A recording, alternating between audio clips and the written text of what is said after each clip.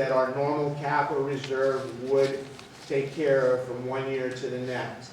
And with the 200,000, along with the 151 balance, we feel confident that we will be able to address as a department all priority 1 and 2, and probably priority 3 projects that we have long-range plan for 2016-17.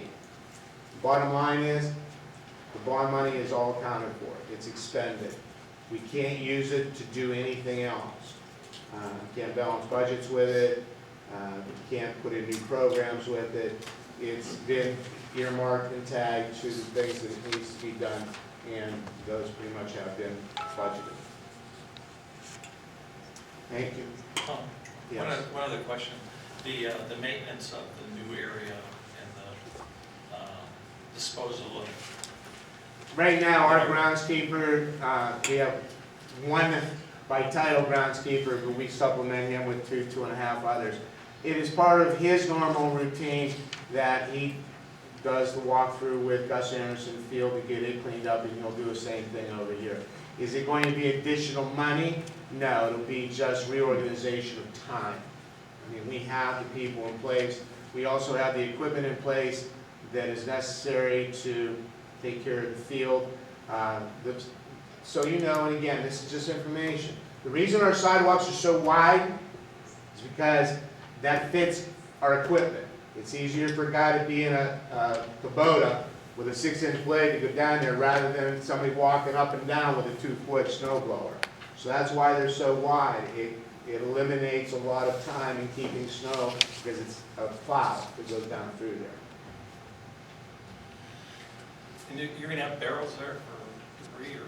Yes, there will be trash barrels. There are trash barrels now down one of the 2 baseball, or the softball field, the baseball field, and tennis courts. I should mention one other thing while I'm on a roll. Sorry, Darsh. Is that because of elevation, we're actually going to take the 3 entrances to the tennis courts and we're going to flip them to the north side. In doing that, we'll eliminate all costs that were necessary for ADA ramps and railings because it was an elevation change from the parking lot down to the tennis courts. Taking it to the south side puts everything on the same level. We'll build 3 accesses across that concrete culvert, and we'll simply put the gates over there. And we'll have a gravel parking lot over here on that north side. Are those mounds ever going to disappear? That mound will disappear. And if I can talk Sheldon into driving one of his plows through that house, we might get that house. Any other questions? So I'm going to ask for your approval of that addition for this project at the committee, or at the board meeting. Thank you.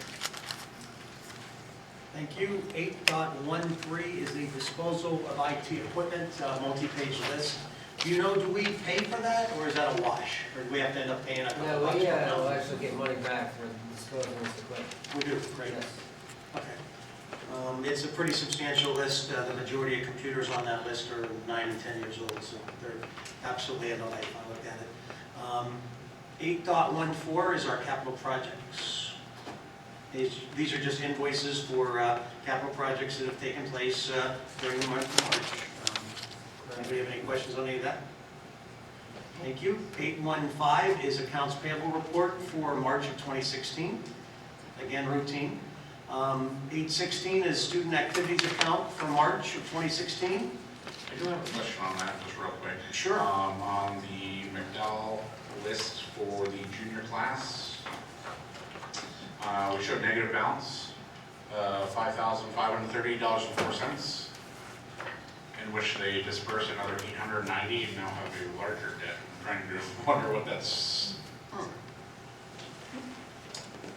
Which one did you say it was? It's a class of 2000. This is McDowell's activity report. The junior class has a negative balance and is still. Not the overall account, you're saying that. The individual. It's the 2017. The 2016 senior account has got 30K in it, but yeah, Donnie's right. This one's showing a negative 5,500 in red. I'll follow up. It might be just that how we're tracking it between the two. The account is, we have a cumulative account, right? Correct. So it's taking the money from the other, so we're not overdrawing. No, I mean it is. like you see, at the checking account balance is one checking account, Yeah. with a balance of $46,000. But I'll follow up with that. Okay.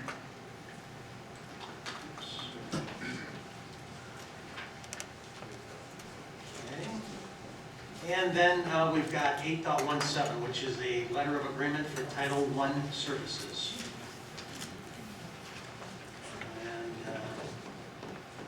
And any quick explanation on that?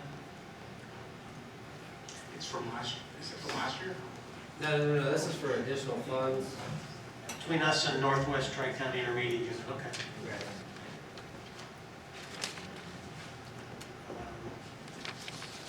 Okay. All right, that will conclude the finance and operations. Thank you. Thank you, Mr. Pupil.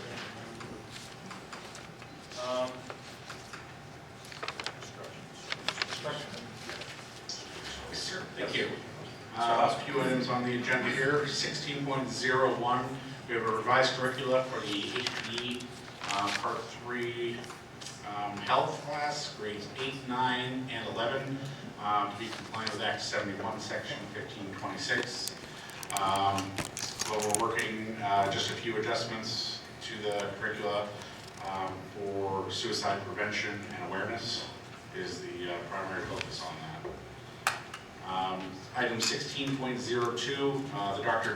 Gertrude Barber Center is an amendment to our service agreement.